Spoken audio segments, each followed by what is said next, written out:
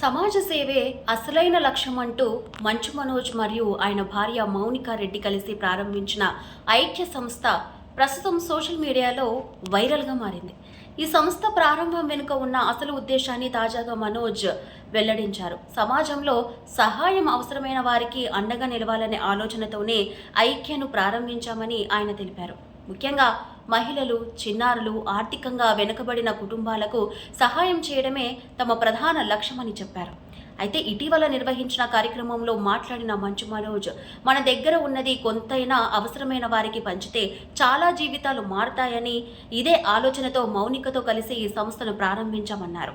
అలాగే విద్య, వైద్యం, మహిళా సాధికారత, అనాథ పిల్లల సంక్షేమం వంటి అంశాలపై ప్రత్యేకంగా పనిచేయనున్నట్లు తెలిపారు. భవిష్యత్తులో గ్రామీణ ప్రాంతాల్లో సేవా కార్యక్రమాలు చేపట్టే ప్రణాళిక కూడా ఉందని వెల్లడించారు. మరోవైపు మౌనిక మాట్లాడుతూ, సమాజానికి తిరిగి ఏదైనా ఇవ్వాలనే భావనతోనే ఈ ప్రయాణం మొదలైందని, ప్రతి ఒక్కరి సహకారంతో మరింత ముందుకు చేరువ కావాలని కోరుకుంటున్నామని చెప్పారు. అయితే ఈ కార్యక్రమానికి పలువురు సినీ, సామాజిక ప్రముఖులు హాజరై సంస్థ లక్ష్యాలను అభినందించారు. సోషల్ మీడియాలో కూడా అభిమానులు మంచు మనోజ్ దంపతుల నిర్ణయాన్ని ప్రశంసిస్తున్నారు. సినిమాకే పరిమితం కాకుండా సమాజ సేవలో కూడా ముందుకు రావడం మంచి విషయమని నెటిజన్లు కామెంట్ చేస్తున్నారు.